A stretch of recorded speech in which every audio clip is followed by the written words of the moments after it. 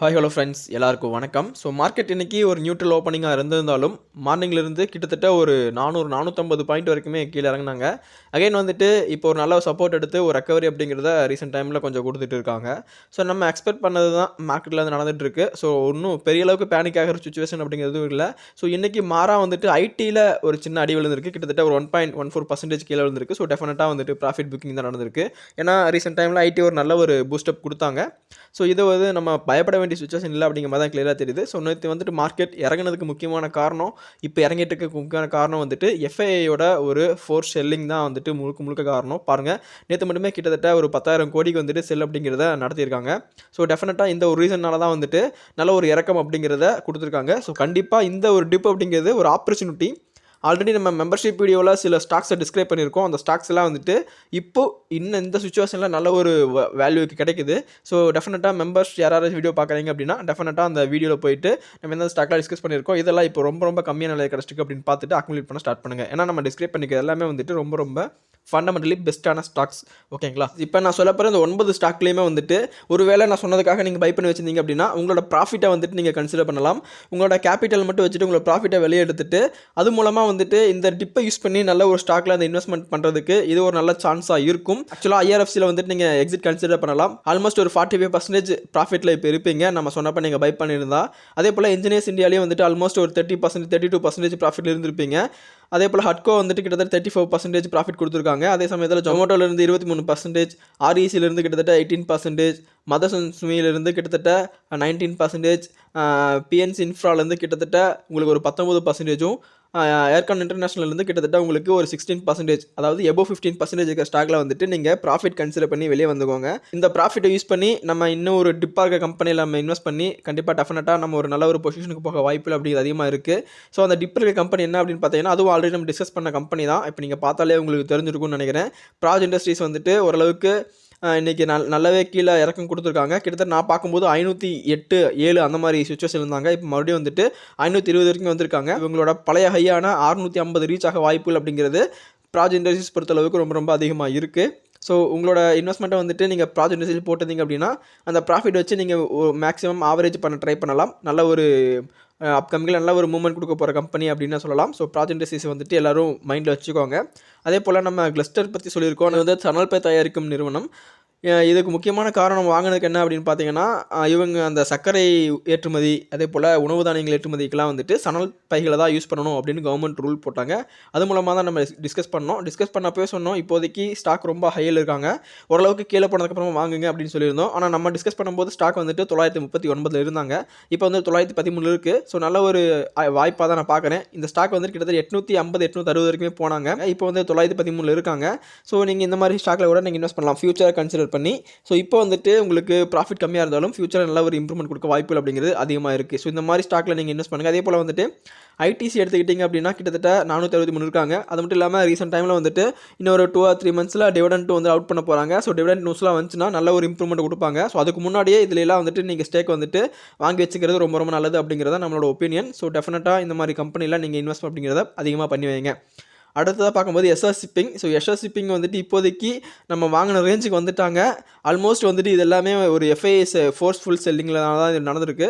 டெஃபினட்டாக இந்த நேரத்தில் கன்சிடர் பண்ணால் கூட நீங்கள் 33, 34, 35 போனால் கூட நல்ல ஒரு வேல்யூவில் நீங்கள் செல் பண்ணுறதுக்கான வாய்ப்புகள் அதிகமாக இருக்குது. ஸோ 10%, 15% வந்துட்டு ப்ராஃபிட் ஈஸியாக வந்துட்டு இந்த எஸ்ஆர் ஷிப்பிங்கில் மேக் பண்ணுறதுக்கான வாய்ப்புகள் அதிகமாக இருக்குது. ஸோ அதையும் நீங்கள் கன்சிடர் பண்ணிக்கோங்க. அடுத்ததாக 50 ரூபீஸ் சீரிஸில் வந்துட்டு இந்த ஒரு 4 ஸ்டாக்குமே இப்போதைக்கு ஒரு 10% மேலே ரிட்டர்ன்ஸ் அப்படிங்கிறத கொடுத்துருக்காங்க. ஆல்மோஸ்ட் வந்துட்டு உங்களுக்கு நல்ல ஒரு ரிட்டர்ன்ஸ் கொடுத்துருக்காங்க. அதில் நம்ம ஃபோக்கஸ் பண்ண வந்துட்டு Hathaway cables and south Indian bank வந்துட்டு டெஃபினட்டாக ஃபியூச்சர் நல்ல ஒரு க்ரோத் கொடுக்க வாய்ப்புகள் இருக்குது. JMJ fintech and Jupiter info மீடியாவில் வந்துட்டு கிட்டத்தட்ட நீங்கள் ஒரு ப்ராஃபிட் புக் பண்ணிட்டு வெளியே வரக்கான வாய்ப்புகள் அதிகமாக இருக்குது. ஏன்னா நல்ல ஒரு ரிட்டர்ன்ஸ் வந்துட்டு கொடுத்துருக்காங்க. ஸோ நீங்கள் வெளியே வரணும்னு நினச்சிங்க அப்படின்னா டெஃபினட்டாக இது ஒரு நல்ல டைமாக யூஸ் பண்ணிவிட்டு இதை வெளியே வந்துருங்க. அடுத்தது 100 ரூபீஸ் சீரிஸில் வந்துட்டு ஆல்மோஸ்ட் ஐஆர்எஃப்சி ஸ்டாக் இதுலேயும் இருக்குது. நம்ம இதுலேயும் டிஸ்கஸ் பண்ணியிருந்தோம். ஐஆர்இடியை பற்றி டிஸ்கஸ் பண்ணியிருந்தோம். இப்போ வந்துட்டு கிட்டத்தட்ட 122 ரூபா அப்படிங்கிறாங்க, 17% ப்ராஃபிட்டில் இருக்குது. ஆல்மோஸ்ட் இதுலேயே வந்துட்டு கிட்டத்தட்ட ஒரு 3 ஸ்டாக் பக்கம் வந்து நல்ல ஒரு ப்ராஃபிட்டில் இருக்காங்க. இதில் சிஎஸ்சி வந்து லாங் டேர்முக்கு ஃபோக்கஸ் பண்ணுங்கள். நம்ம லாங் டேர்முக்காக தான் வந்துட்டு இதை நம்ம பை பண்ணி வச்சுருக்கோம். அதே போல் வந்துட்டு இங்கே பஞ்சாப் நேஷனல் பேங்க் ஆல்ரெடி நம்ம பார்த்துருந்தோம். கிட்டத்தட்ட நம்ம 89 ரூபாய்க்கு டிஸ்கிரைப் பண்ணியிருந்தோம். இப்போ 96 ரூபா அப்படிங்கிற ரேஞ்சில் இருக்குது. இது கிட்டத்தட்ட 8% ப்ராஃபிட்டில் இருக்குது. இதையும் நீங்கள் எக்ஸிட் கன்சிடர் பண்ண வேண்டாம். இதெல்லாம் வந்துட்டு ஃபியூச்சரில் நல்ல ஒரு பர்ஃபார்மன்ஸ் கொடுக்க போகிற ஸ்டாக். அதேபோல் வந்துட்டு எஸ்எஸ்சி பிங்க் பாருங்கள், நல்ல ஒரு இறக்கம் கொடுத்துருக்காங்க. ஸோ இங்கே வாங்கினீங்க அப்படின்னா டெஃபினட்டாக இந்த 12% அது ₹32 போக வாய்ப்புகள் அதிகமாக இருக்குது. ஸோ டெஃபினட்டாக நீங்கள் எஸ்எஸ்சி பிங்கை கன்சிடர் பண்ணிக்கோங்க. அடுத்தது 50 டிவிக் லோ சீரியஸாக வந்துட்டு ஓரளவுக்கு மந்தமாக போயிட்டுருக்கு அப்படின்னு சொல்லணும். இருந்தாலும் அங்கே வந்துட்டு ஈசிமை ட்ரிப் வந்து நல்ல ஒரு ப்ராஃபிட் வந்து கொடுத்துருக்காங்க. 11% ப்ராஃபிட் இருக்காங்க. ஆல்ரெடி இந்த ஸ்டாக் ரொம்ப நல்ல ஒரு ப்ராஃபிட் கிட்டத்தட்ட 49, 50 வரைக்குமே போனாங்க. மேபி அங்கே நீங்கள் ஒரு எக்ஸிட் கன்சிடர் பண்ணியிருந்தால் நல்ல ஒரு எக்ஸிட்டாக இருந்திருக்கும். அதுக்கு அடுத்து தான் வந்துட்டு ஏஜிஸ் லாஜிஸ்டிக்ஸ் பற்றி டிஸ்கஸ் பண்ணியிருந்தோம். இப்போது கரெக்டாக வந்துட்டு கிட்டத்தட்ட ஒரு 7.30% ப்ராஃபிட்டில் இருக்காங்க. அடுத்தா வந்து பெட்ரோநெட் வந்துட்டு ஆல்ரெடி ஒரு 3.5% வந்துட்டு ப்ராஃபிட்டில் இருக்காங்க. மற்ற எல்லா ஸ்டாக்குமே வந்துட்டு ஓரளவுக்கு நியூட்ரலாகவும் நல்ல ஒரு டிப்பு தான் வந்துட்டு கொடுத்துருக்காங்க. சரிகமாலாம் வந்துட்டு கிட்டத்தட்ட 6% நம்ம வாங்கினதுலேருந்து கீழே விழுந்திருக்கு. ஆல்கார்கோ வந்துட்டு கிட்டத்தட்ட 4% கீழே விழுந்திருக்கு. ரெயின் இண்டஸ்ட்ரி கிட்டத்தட்ட 3% கீழே விழுந்திருக்கு. ஸோ இது எல்லாமே வந்துட்டு ஃபண்டமெண்டலாக ஸ்ட்ராங்கான கம்பெனிஸ். ஆனால் ரீசெண்ட் டைம் இருக்க பர்ஃபார்மன்ஸ்னால ரொம்ப டவுன் ட்ரெண்டில் இருக்காங்க. ஸோ டெஃபினட்டாக வந்துட்டு கன்சிடர் பண்ணிக்கோங்க. நல்ல ஒரு இம்ப்ரூவ்மெண்ட் கொடுக்க வாய்ப்புகள் அப்படிங்கிறது அதிகமாக இருக்குது. ஸோ ஹிந்துஸ்தான் ஜிங்க் எதுக்காக நான் கீழே விழுந்து அப்படிங்கிறது நேற்று நீங்கள் நம்ம சேனல் பார்த்துருந்தீங்க அப்படின்னு உங்களுக்கு புரிஞ்சிருக்கும். ஸோ மெட்டல் ப்ரைஸஸ்லாம் வந்துட்டு ரொம்பவும் குறைஞ்சிருக்கு.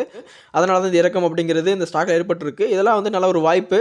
இந்த மாதிரி கமோடிட்டி பேஸ்ட் ஸ்டாக்ஸ்லாம் வந்துட்டு நீங்கள் இன்வெஸ்ட் பண்ணிங்க அப்படின்னா நல்ல ஒரு இம்ப்ரூவ்மெண்ட்டாக இருக்கும், வாய்ப்புகள் அதிகமாக இருக்குது. ஸோ அதே மாதிரி டெல்டா கிராப்பும் வந்து நல்ல ஒரு பர்ஃபார்மன்ஸ் கொடுத்துருந்தாங்க. ரீசெண்டாக வந்த அந்த ஒரு ரிசல்ட்னால வந்துட்டு ஒரு டவுன் ட்ரெண்ட் அப்படிங்கிற மாதிரி ஸ்டார்ட் பண்ணியிருக்காங்க. அகைன் இதுவும் வந்துட்டு மேலே இருக்க வாய்ப்புகள் அதிகமாக இருக்குது. ஏன்னா கேமிங் ரிலேட்டடான கம்பெனிஸ் அப்படிங்கிறனால ஸோ டெஃபினட்டாக இந்த மாதிரி டிப்ஸ் இருந்தாலும் நல்ல ஒரு இம்ப்ரூவ்மெண்ட் இருக்க வாய்ப்புகள் அதிகமாக இருக்குது. ஸோ அதனால் நீங்கள் அதை கன்சிடர் பண்ணிக்கோங்க. அடுத்ததாக அதானி டோட்டல் கேஸ் பற்றி நம்ம டிஸ்கஸ் பண்ணியிருந்தோம். நம்ம டிஸ்கஸ் பண்ணதுலேருந்து வந்து நல்ல ஒரு 1050 மேலேயே போயினாங்க. அகைன் வந்துட்டு ஒரு கீழே வந்திருக்காங்க.